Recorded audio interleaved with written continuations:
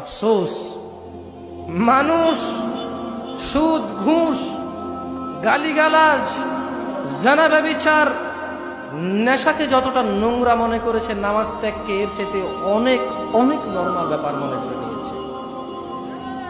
আফসোস লাগে তখন যখন দেখি মুসলিম সমাজে মুসলিমের সামনে বক্তব্য দিতে এসে এই এলাকার জুমা মসজিদগুলো ফুল হয়ে যায়, আসরের সময় খালি দেখা যায়।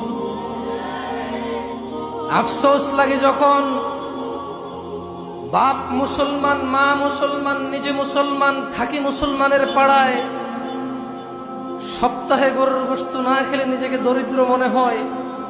মুসলমান হিসেবে গরু খাওয়া হালাল, শুকর খাওয়া হারাম, এতটুকু বুঝি।